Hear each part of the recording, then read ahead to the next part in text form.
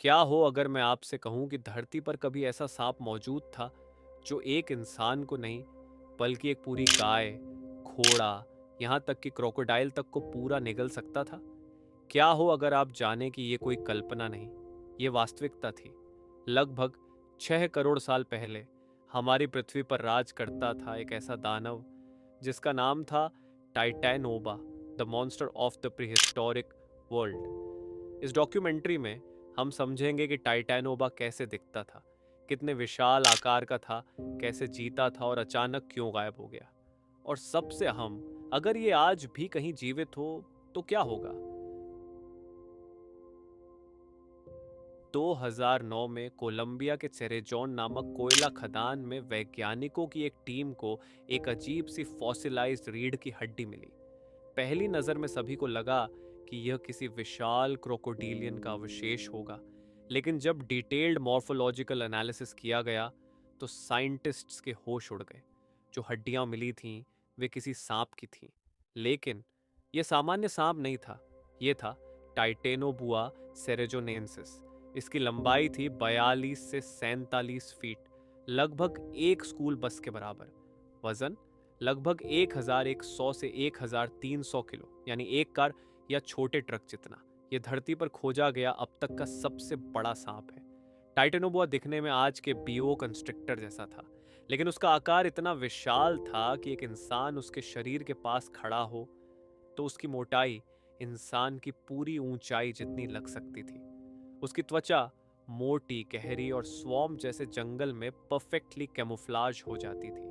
वैज्ञानिक मानते हैं कि टाइटनोबोआ की संरचना हाइपर मस्कुलर थी, यानी उसके शरीर का हर इंच मांसपेशियों का बना था, जिससे उसका कंस्ट्रिक्शन पावर किसी भी जीव की हड्डियां चूर चूर कर सकती थी।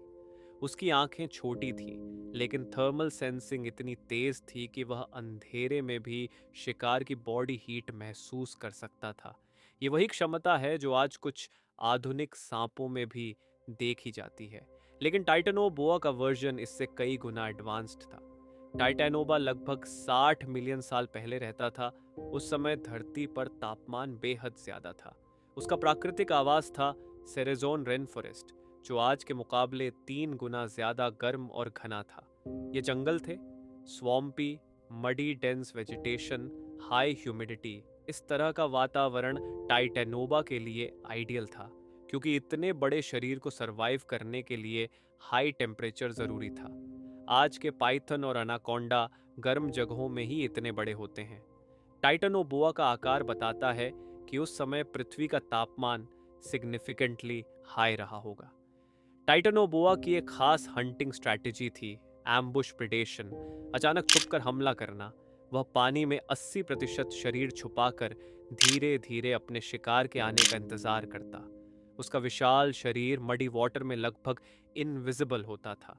उसके मुख्य शिकार थे giant turtles, prehistoric crocodiles, Dyrosaurus, large fishes, छोटे मैमल्स और कभी कभी बड़े रेप्टाइल्स।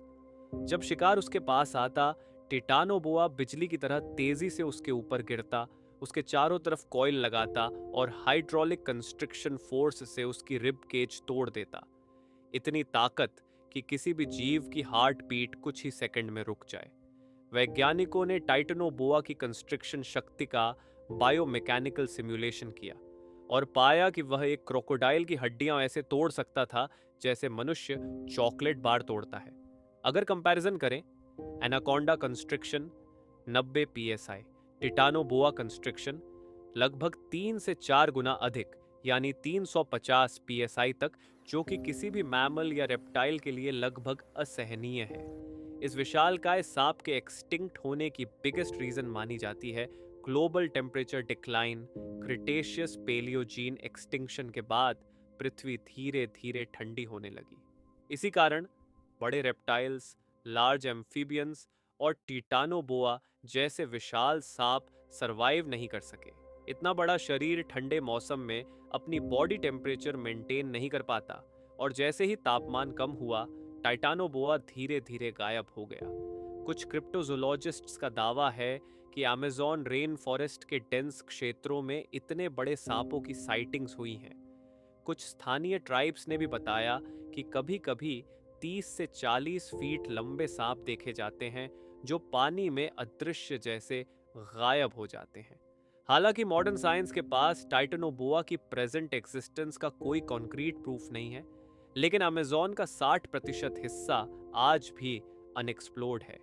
क्या पता जंगलों के सबसे गहरे हिस्से में किसी मडी स्वॉम्प में टाइटनोबोआ जैसी कोई प्री हिस्टोरिक स्पीशीज आज भी सांस ले रही हो। टाइटनोबोआ हमें यह याद दिलाता है कि धरती पर कभी ऐसे जीव भी थे जिनके सामने आज के सबसे बड़े प्रेडेटर्स भी बच्चे लगते।